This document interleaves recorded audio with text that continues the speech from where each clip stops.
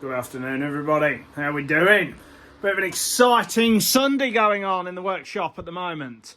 So as you can see, this isn't the power pack that we're going to use full time on the M1000, but we're at a point now where, fingers crossed, we can go for a start. So it's all together. There's fuel in the tank. Stuck 3.5 litres in there. Just performing a bit of a ECU.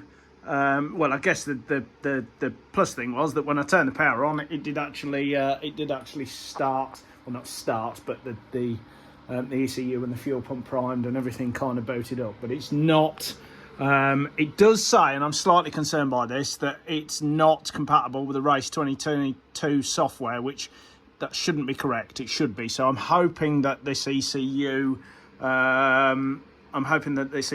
update works. So we're going to go for a run. I've had the heater warming the sump up. I'm not a fan of starting these bikes cold at all, especially it's 10 degrees in here. I don't like starting them cold at all, so I've had that heater on for probably half an hour, just warming the sump up, just trying to just thin that oil out a little bit and make it a little bit kinder on the motor.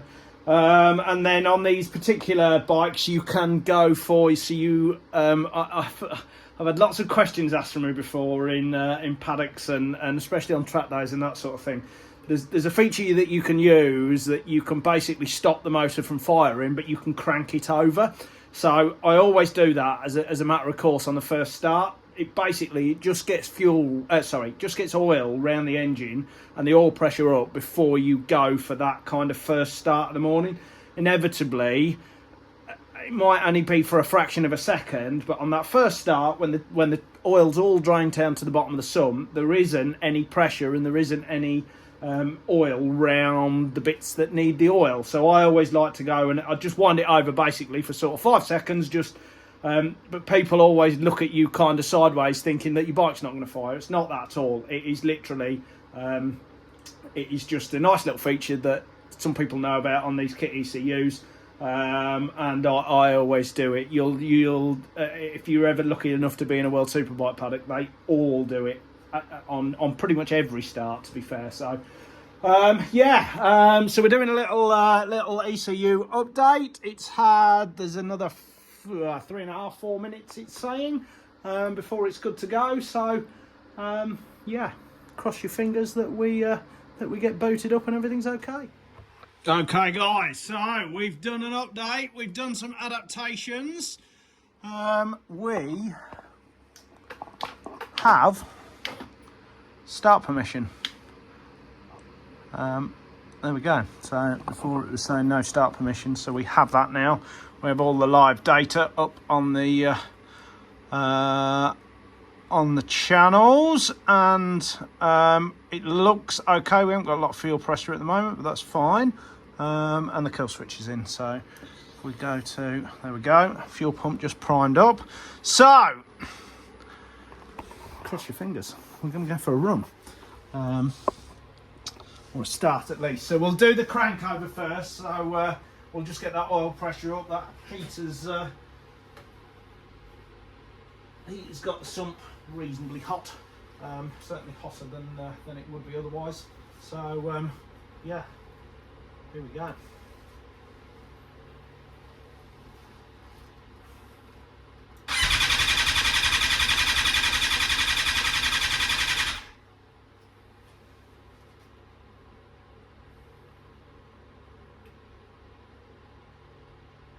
Yeah, so we've got fuel pressure, motor's cranked over.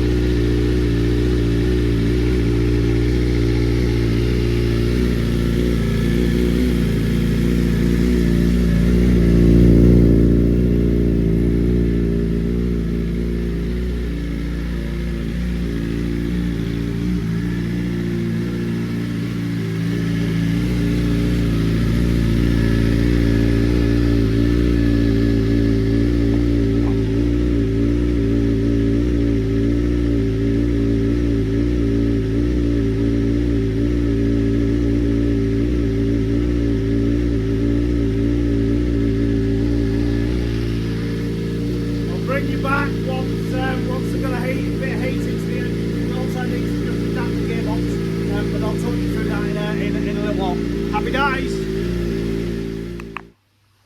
So I think we'll probably take that. So run up, which was absolutely fantastic. No faults appeared on the fault menu at all. The only thing we need to do is an adaptation on the gearbox. So these BMWs, the gearbox in them is very clever. It needs to calibrate in each gear where the shift drums are, basically, to allow the shifting to be as slick as it possibly can. So just had a bit of a shock in realising that the M1000. I went to get one of the old S1000 wheels from this bike, thinking it would slot straight in, and it didn't fit. So initially I had oh my goodness, I hope the wheels are the same. They are.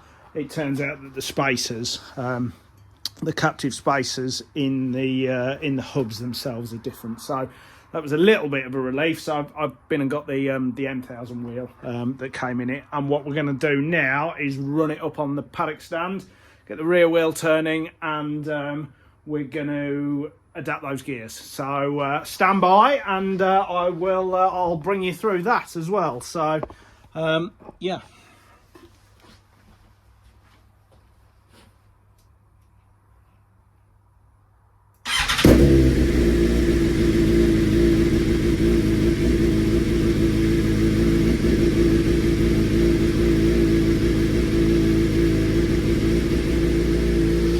What we have to do on this, hopefully you can hear me over the engine, is just adapt these gears here. So you'll see when I engage first gear on this bike that it will start to flash. Hopefully it doesn't fall off there.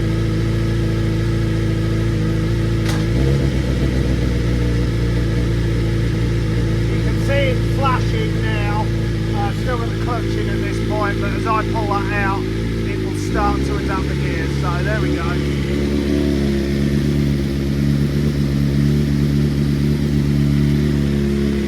And then it will stop flashing, the number will stop flashing, and we can go to second at that point, so we can use the shifter.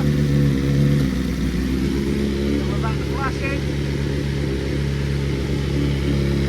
So we'll just cycle through those phases.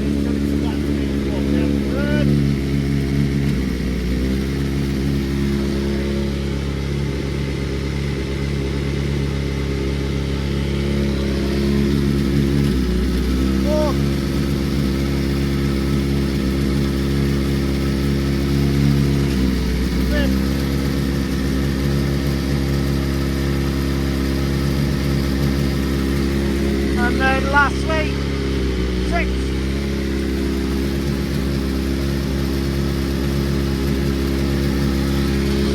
We've now got DCT error because it's going round at high speed, but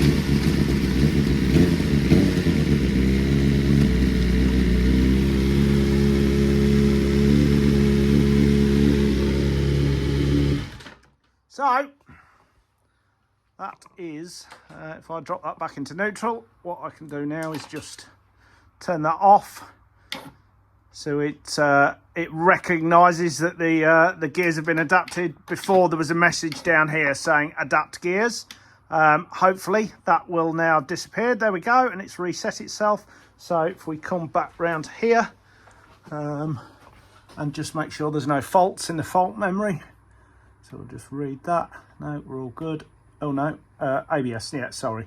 Yeah, so that was just registering that the wheel had been turning without. So theoretically now, we should, if we go back into live data, pull that kill switch in, which will turn that off and give us the bike.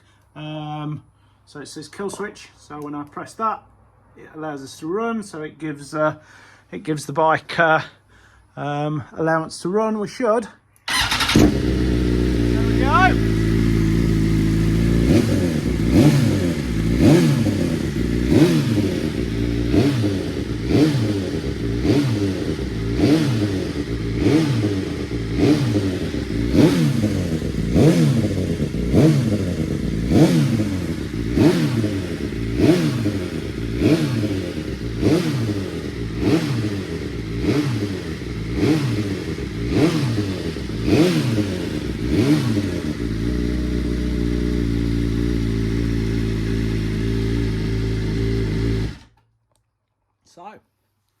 there we go. I'm not going to rev it up at all.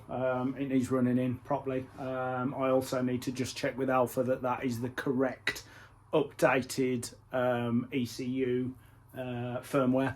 I'm pretty sure it is, and it won't do any harm to the motor just running it up on the stand, but I just need to make sure it's the most up-to-date one. So I'll be in touch with them tomorrow, which is Monday.